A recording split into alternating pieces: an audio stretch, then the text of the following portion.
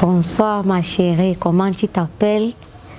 C'est là que je dis, je m'appelle Ina. Et si je peux t'épouser?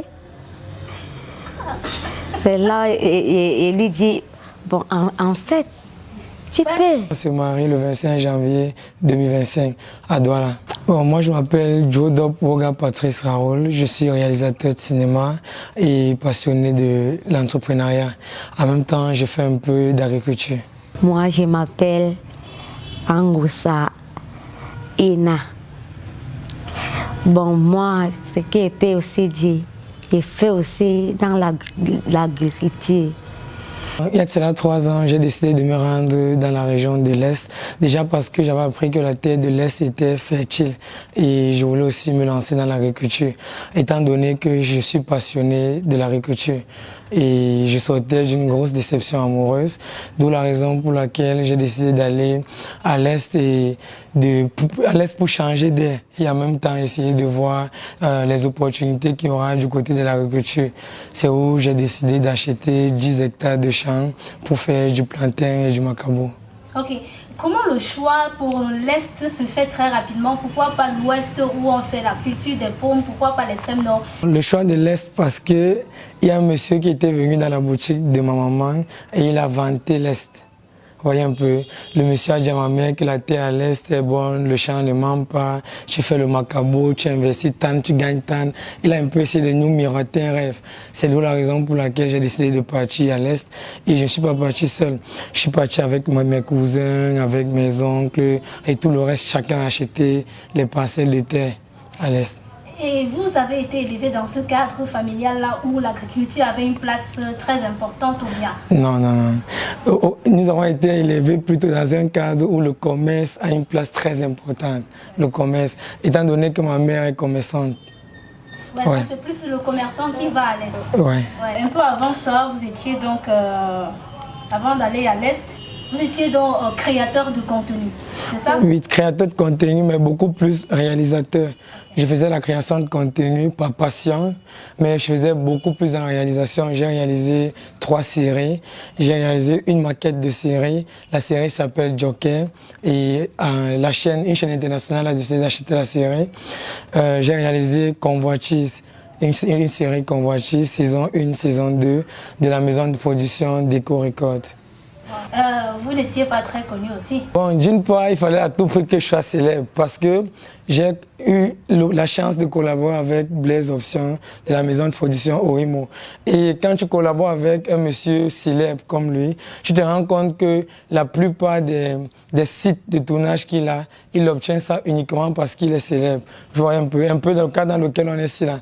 Pour tourner dans ce cadre, il faut que tu sois crédible.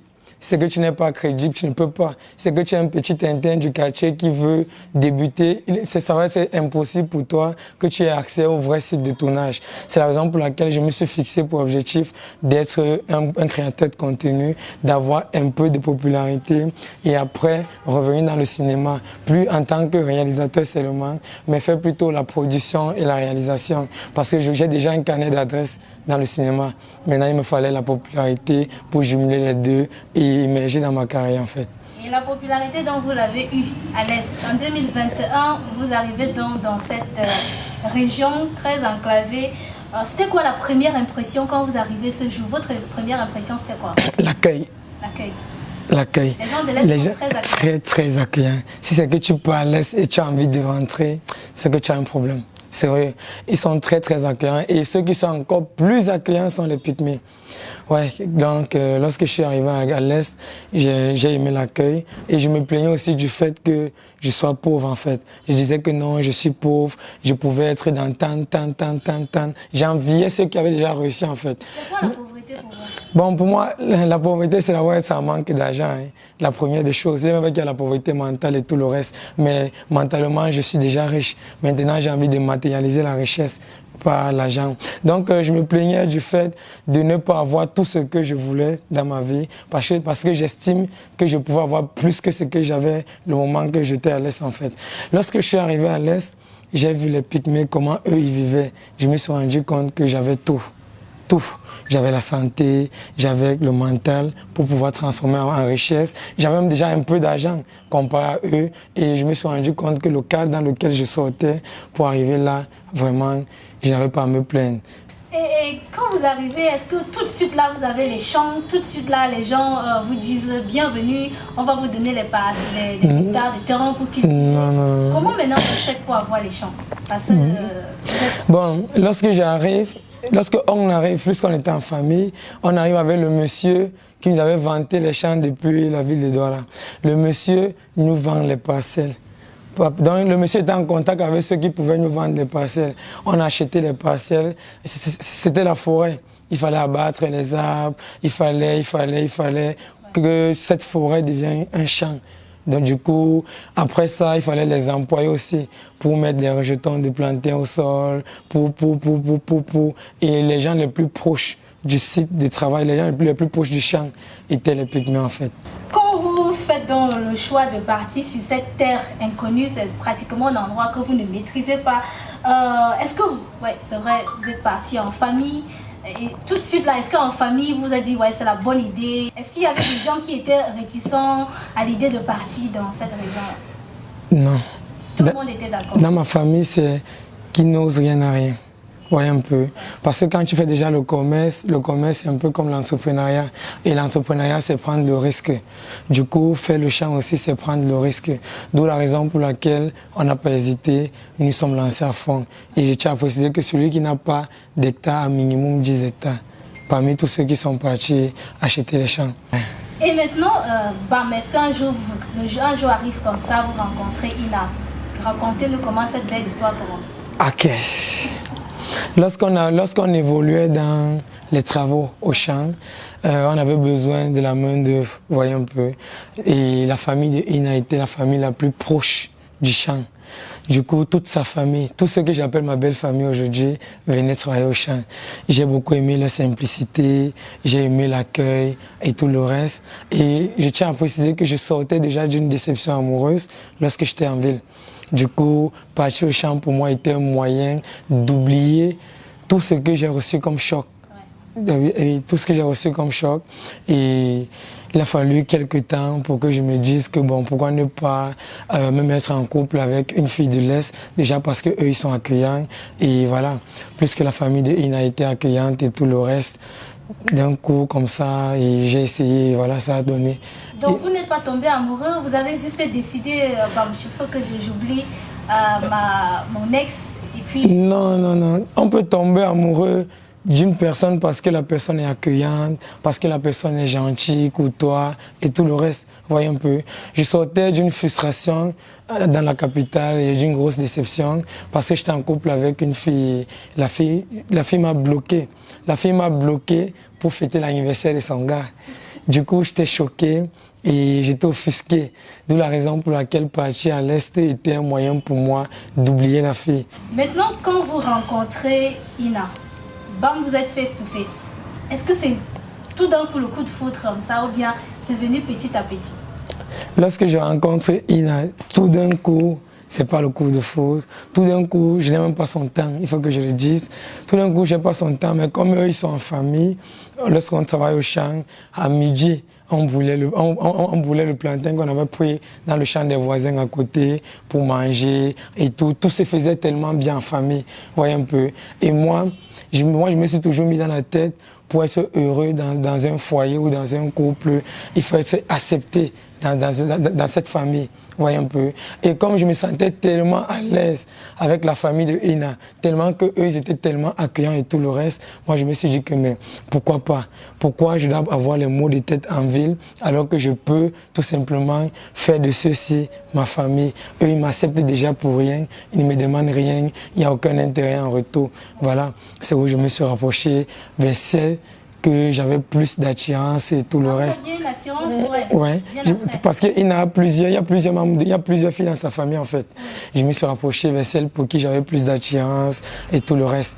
C'est comme ça que je lui ai fait la cour et voilà. Ouais. Comment on fait la cour à toute autre femme, non? Ben, vous avez commencé comment? Déjà, quand on rentre du champ, on rentre en groupe. Et après, il fallait juste que je commence à la tirer de côté pour lui dire un ou deux mots.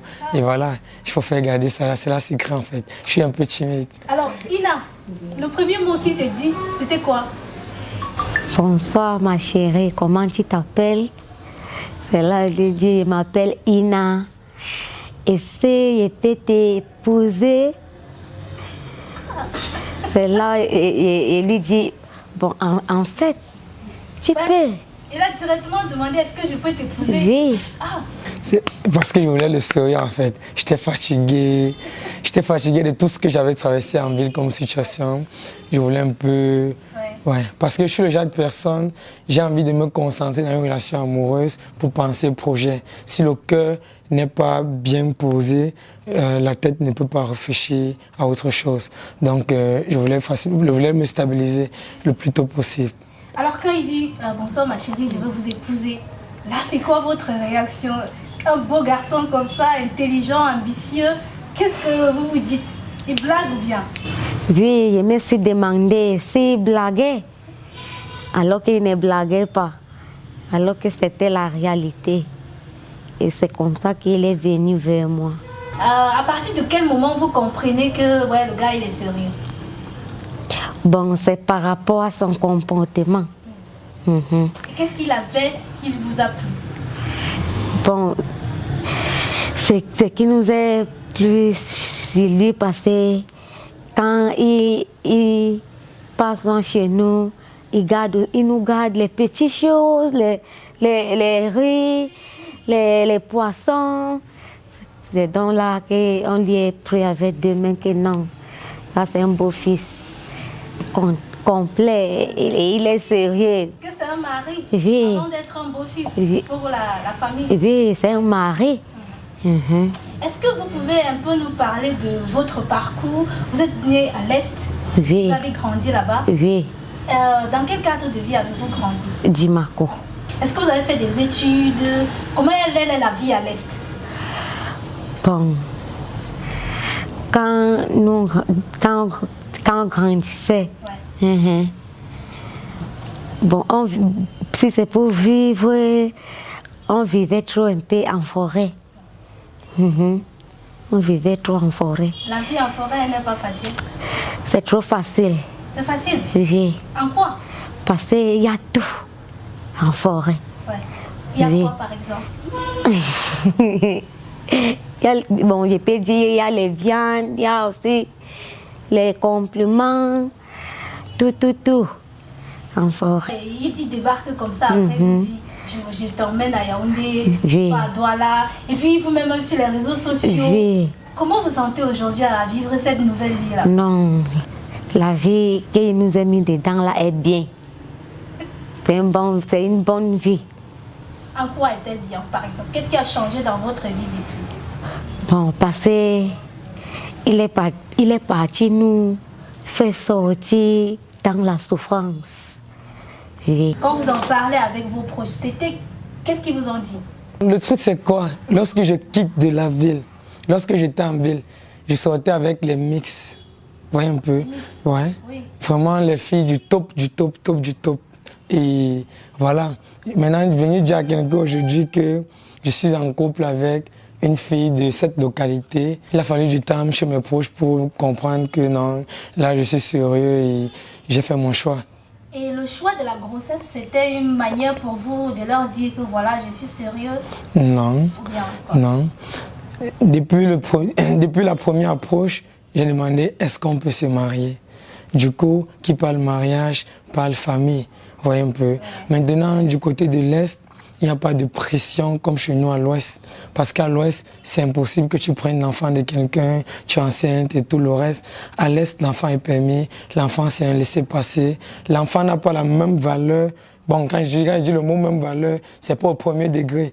Mais à l'Est, si une fille dit je suis enceinte, ce n'est pas la même chose comme une fille de l'Ouest. Parce que quand une fille de l'Ouest dit je suis enceinte, les parents mettent la main sur la tête parce que les parents avaient les projets. Il faut que notre fille aille aux États-Unis, il faut qu'elle atteigne, qu'elle ait son master, il faut. Par contre, À l'Est, ce n'est pas le cas. L'enfant, c'est le fruit de l'amour, rien d'autre. Et là, votre situation aujourd'hui, est-ce que vous avez demandé officiellement sa main en mariage ou bien c'est quoi la situation là? Bon, je voulais demander officiellement la main en mariage. J'étais prêt pour ça, mais on ne dote pas une femme enceinte. Du coup, les parents ont permis qu'on se marie avant de voir l'aspect dot. Parce qu'en même temps, la dot, chez eux, ce n'est pas une dot comme dans d'autres tribunes en fait. La dot chez eux, c'est un truc symbolique, beaucoup plus dans le sens où on réunit tous les membres de la famille et on achète un peu de trucs pour distribuer à tout le monde. Donc, en grosso modo, c'est un peu ça. Mais je tiens à préciser qu'on se marie le 25 janvier 2025 à Douala. Ah, c'est super. Félicitations à vous. Ouais. Mais il faut avouer aussi que tout le monde n'a pas été gentil avec vous sur les réseaux sociaux. Quand vous avez commencé à publier ces vidéos, beaucoup ont pensé que oui, justement, c'est pour la célébrité que vous faites cela. Des commentaires étaient très négatifs. Comment vous avez vécu ça? Pour moi, en tant que créateur de contenu, avant de commencer à faire les vidéos avec elle, j'avais déjà 65 000 abonnés sur Facebook. J'avais 115 000 abonnés sur TikTok, sur mon ancien TikTok. Du coup, je ne faisais pas ça forcément pour la popularité ou pour quoi que ce soit. Je lis tous les commentaires et moi ça me fait rire. Ça me fait rire parce que je me suis préparé à l'avance. Et on dit souvent quand tu connais l'objectif, tu supportes le parcours. Donc personnellement, quand je lis les commentaires, je dis merci Seigneur, elle n'a pas de téléphone. Ma toute première impression lorsque j'ai vu les pygmées de mes yeux, j'étais choqué parce que les pygmées étaient habillés. J'étais choqué parce que certains pygmées parlaient bien français que ceux qui vivent en ville et qui sont hyper diplômés. Voyez un peu. C'est où je me suis rendu compte que le système éducatif, tout ce qu'on nous a appris à l'école, était obsolète. Voyez un peu. À l'école, on nous dit les pygmées vivent de la chasse, de la cueillette et tout le reste. C'est bien vrai, mais ce qu'on oublie de nous dire, c'est que les pygmées sont vêtus, les pygmées s'expriment très bien en français, les pygmées fréquentent, d'autres pygmées fréquentent, et les pygmées veulent même déjà se moderniser parce que d'autres font des petits commerces et tout le reste en fait. Alors, Ina, voilà, il y a aussi eu des commentaires très négatifs sur vous et il y en a qui ont pensé que vous avez peut-être envoûté le gars. Est-ce que vous connaissez envoûter un homme? Non. On ne connaît pas. Ouais. C'est l'amour du cœur qui fait envoûter l'homme. Ce n'est pas que oh, tu envoûtes l'homme avec les remèdes, non. Vous ne connaissez pas ça? Non. C'est que moi, appelé répondre. Moi, je n'ai pas un problème. En fait, moi, ça ne me fait pas mal au cœur parce que je connais que je n'ai pas envoûté mon mari. Ouais. Oui. C'est l'amour que vous... C'est l'amour qui nous avait. Oui. Ouais. Quand vous voyez votre avenir avec lui, comment le voyez-vous? Comment l'envisagez-vous? Est-ce que vous envisagez vivre ici, à Yaoundé ou bien à l'Est? Non, c'est mieux ici à Yaoundé. Vous abandonnez les champs? Et on va aller toujours pour aller cultiver les champs. Ouais. Oui. Vous avez fait des études? Bien sûr, j'ai fréquenté jusqu'au mois de... Ouais. Oui. Vous auriez souhaité aller un peu plus loin ou bien qu'est-ce qui vous a manqué pour aller plus loin? Penser les moyens. Oui. C'est les moyens qui nous ont manqué. Est-ce que quand on est à l'Est, une jeune femme peut se permettre de rêver, devenir, je sais pas, ministre, devenir femme d'affaires? Vous, petite, à quoi rêviez-vous? Oui. Une femme pygmée peut faire. Ouais. Parce qu'il y a même d'autres qui sont là partout en ville. Bon, entre-temps, moi, je voulais travailler. Dans quoi? Même pour être, même pour les policiers, même gendarmes. Est-ce que si vous aviez l'opportunité de rentrer à l'école aujourd'hui? Bien sûr. Bien sûr. Absolument. Oui. Quand on travaille en brousse, On part travailler à 8 heures. On rentre du travail à 14 heures. On les paye 2500 la journée. Ils n'ont pas moyen de partir plus qu'au moins 2. Voyez un peu. Le gouvernement a juste fait l'effort de dire que bon, pour que les gens ne disent pas qu'on a abandonné ce peuple, on a jeté l'école publique. 2 salles d'école publique, c'est tout pour eux. Il n'y a pas d'eau dans cet établissement, il n'y a rien. Je ne sais même pas s'ils ont des enseignants. Il n'y a rien. Ils sont abandonnés à eux. J'ai fait toutes ces vidéos que je fais parce que c'était un moyen de sensibiliser les gens, de montrer aux gens que pendant que nous on croit qu'on est pauvre, pendant que nous on croit qu'on n'a rien, il y a ceux qui n'ont rien, plus que nous en fait, comparé à nous, il y a ceux qui n'ont rien. Ils n'ont pas d'eau, pas de lumière, ils n'ont pas de réseau pour pouvoir avoir accès au téléphone et tout le reste c'est vraiment compliqué pour eux. Ils vivent dans les situations vraiment défavorables. Quand il pleut, j'ai été là en saison pluvieuse, l'eau se verse, il pleut dans la maison comme s'il pleuvait dehors. Les pailles sont comme ça, avec un trou au milieu. Voyez un peu, avec un trou au milieu. Quand il pleut, l'eau se verse. Tu peux être au salon avec l'eau ici. Ce qui fait qu'on a mis les petites briques comme ils sont mis en hauteur. C'est vraiment donc hyper défavorable. Quand je vois les gens sur les réseaux penser que je fais ça uniquement pour la visibilité, la popularité et tout le reste, moi ça me fait rire en fait. Je me suis dit que moi seul, je ne peux pas les aider comme il faut, mais avec mes petits moyens, je peux déjà les faire travailler au champ, à les donner parfois un peu de plantain, un peu de macabo, mais je me suis dit que bon, en même temps, si on fait les vidéos pour montrer comment on vit, vous savez la meilleure façon d'accrocher les gens, c'est déjà de montrer que toi qui veux sensibiliser, tu vis là et tu vis dans les mêmes conditions que eux. Ce que vous avez en ville, que vous n'utilisez pas, peut-être pour vous ça n'a pas de valeur parce que vous êtes en ville, mais je peux vous rassurer que si ce que vous avez en ville arrive dans cette localité qui est l'est du Cameroun, plus précisément à Djimako, dans la ville de Ko ou de Mayos, ça va vraiment les aider. Parce qu'on a plusieurs enfants qui marchent nus. Ils n'ont pas de vêtements, ils n'ont pas d'acte de naissance, ils n'ont pas de carte d'identité, ils n'ont rien. Les enfants qui sont nés ne sont pas déclarés, rien. Ma femme Ina, ici présente, ne connaît pas son âge. Sa mère ne connaît pas son âge et tous ceux qui sont dans la localité ne connaissent pas leur âge. Ils estiment seulement leur âge. Ils n'ont pas une idée de leur âge déjà parce que eux ils accouchent à la maison. Ils ne font pas de visite technique, ils ne partent pas à l'hôpital. Que ce soit après l'accouchement ou avant l'accouchement, tout se passe à la maison. Lorsqu'elle a une douleur comme elle a actuellement, si on est au village, elle peut couper une feuille, elle essaie de chauffer la feuille, elle masse son ventre avec et c'est tout. C'est sa visite qu'elle fait et après elle accouche à la maison et le suivi est fait par les mamans du village et tout. Vous rêvez d'une nouvelle maison, d'un investissement sûr ou de simplifier la gestion de vos biens? Mapiol est la solution. Grâce à nos services adaptés à vos besoins, Mapiol vous accompagne à chaque étape de votre projet immobilier. Mapiol, c'est aussi la plateforme immobilière entièrement digitale qui s'adapte à vos préférences et à vos sélections pour vous recommander des propriétés qui répondent le mieux à vos critères. Avec Mapiol, simplifiez-vous la vie en bénéficiant de nos différents offres et services immobiliers, notamment l'achat, la vente, la construction, la location, le financement et l'investissement. Bénéficiez également d'un accompagnement juridique expert pour sécuriser vos transactions et déléguer la gestion de vos biens en toute confiance. Également, simplifiez vos démarches administratives grâce à notre expertise. Mapiol, c'est la solution globale, accessible et transparente à tous vos besoins immobiliers. Mapiol, l'immobilier en un clic.